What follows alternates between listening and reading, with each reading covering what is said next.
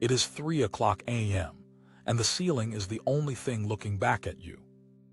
Your body is heavy, pinned to the mattress by the weight of a dozen unresolved variables, but your mind is a neon-lit server room running at full capacity. You are replaying a conversation from 3 hours ago, or perhaps 3 years ago, dissecting the precise microtonality of a single sentence. You are scanning for the hidden meaning behind a look that lasted less than a second. You are simulating 47 different ways the upcoming meeting could go south, accounting for every possible ego in the room and every potential trap. Society calls this a disorder. Your doctor might call it generalized anxiety. The people around you, the ones who seem to glide through life with the cognitive depth of a puddle, tell you to just relax or stop overthinking. But they don't understand the hardware you are running. You aren't broken. You aren't neurotic. You are running a high-resolution operating system in a low-resolution world. I'm Silas, and today we are looking at the biological reality of the overthinker. We are going to strip away the pathologizing labels and look at the raw data of your Sentinel Intelligence. You aren't too much, they are just too little. To understand why your brain refuses to go quiet, we have to look at the physical architecture of your skull. This isn't about your personality, it's about your hardware. Specifically, we need to talk about a phenomenon called leaky sensory gating. In a standard-issue human brain, there is a filter, a sort of neurological bouncer that stands at the door of the thalamus. Its job is to look at the massive influx of environmental data, the hum of the refrigerator, the flickering of a fluorescent light, the subtle shift in a coworker's posture, and deem 90% of it irrelevant. The average person's filter is thick. They literally do not register the static. But your filter is thin, it's leaky. You are taking in significantly more environmental and social data every single second than the people around you. While they are processing reality in a grainy 480p, you are receiving a raw 8K Ultra HD feed. This isn't a bug, it is a high-fidelity sensor array. You see the cracks in the facade because your brain lacks the ability to ignore the truth. You aren't sensitive, you are simply aware of more reality than the flock is equipped to handle. This leads us into the second layer of your cognitive architecture, which is the predictive simulation engine.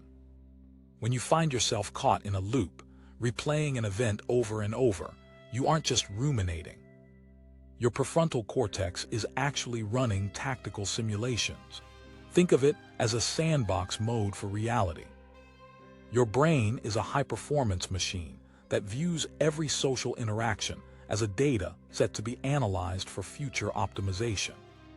When you replay that awkward moment, your brain is looking for the point of failure. It is patching your social software so that when the next encounter occurs, you have already rehearsed the defense. This is neuroplasticity in action. You are literally rewiring your nervous system to be more prepared for the next social combat scenario. The reason you can't turn it off is that your brain views survival as a 24/7 job.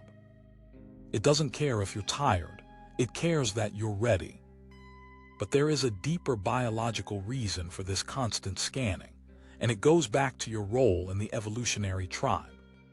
We call this the Sentinel archetype. For thousands of years, the survival of the human species didn't depend on the people who could sleep soundly. It depended on the ones who couldn't. It depended on the individuals with the hypervigilant nervous systems, the ones who stayed awake. Scanning the horizon, noticing the slight snap of a twig or the subtle shift in the wind. Your ancestors were the protectors.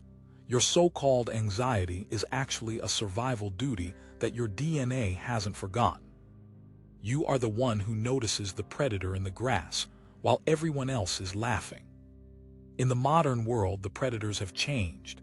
They are now narcissists, corporate manipulators, and unstable social environments. But your hardware is still doing its job. You are a truth detector in a world built on illusions. This high-speed processing comes with what I call the complexity tax. Have you ever noticed how simple tasks sometimes feel strangely exhausting? But your brain doesn't do scripts. Your brain analyzes the tone of the question, the current power dynamic of the relationship, the context of the room, and your own internal state all at once. You are calculating the social physics of the interaction in real time. This is a massive computational load. It's the tax you pay for being a high-performance machine. You aren't struggling because you're weak. You're struggling because you're doing more work in 10 seconds than most people do in a day. You are seeing the hidden layers of existence that the flock is blind to. This brings us to a specific trait that often isolates the rare mind: hyper-pattern recognition. Because you are collecting 30% more data than everyone else, you start to see the geometry of human behavior. You can predict an argument before the first word is spoken. You can feel the shift in a room's energy the moment an intruder enters. You aren't imagining things. You are calculating probabilities based on a massive database of microexpressions and history. This is why you often feel like a stranger in a room full of people. You are watching the chess moves while they are still trying to figure out how the pieces move. It's lonely at the top of the processing chain, but that loneliness is a sign of your cognitive sovereignty. You aren't being paranoid, you are being observant. There is also the matter of your moral hardware, something we call injustice sensitivity. For the overthinker, a breach of truth or a display of unfairness isn't just an annoyance, it's a system failure. Your brain is hypertuned to the alignment of reality. When you see someone being manipulated or a lie being told, your nervous system reacts as if there is a physical threat in the room. You can't just let it go because your brain views corruption as a threat to the tribe's survival. This makes you a natural leader and a cycle breaker, even if you currently feel like an outcast. You are the one who refuses to pretend the emperor has clothes on. Your refusal to comply with nonsense is a biological imperative. You were born to be self-governing, not a submissive part of the flock. Now let's talk about the engine room, the default mode network, or the DMN. This is the part of the brain that is active when you aren't focused on an external task, when you're daydreaming or reflecting. In the average person, the DMN has an off switch. In the overthinker, the DMN is permanently overclocked. You are always online. Even when you are resting, your brain is indexing data, filing away memories, and strengthening its internal locus of control. This is why you have such a rich internal world. Your home is a laboratory of the self. You don't need the constant noise of the crowd because your internal landscape is more complex and interesting than anything the external world has to offer. This is digital autonomy in its purest form. You are not dependent on the social dopamine hits that keep the flock in line.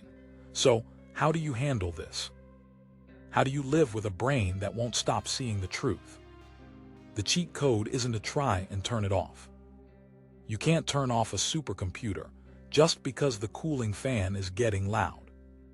If you try to suppress your overthinking, you only create more friction.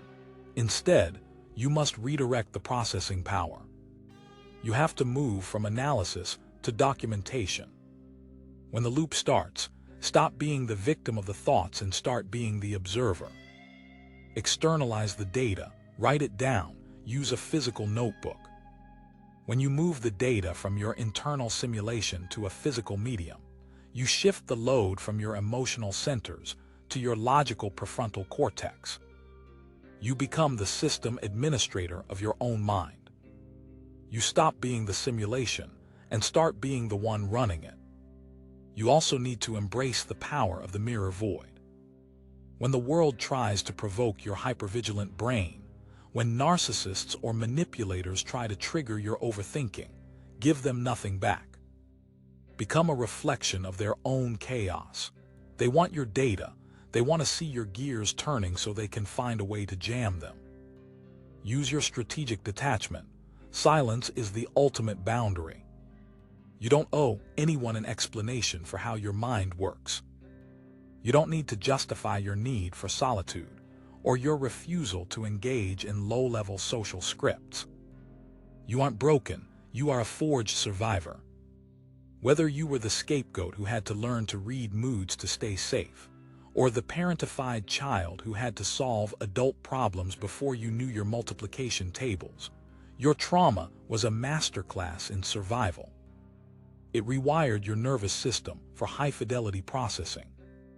You have been trained in the fire, and now you have the scars to prove it.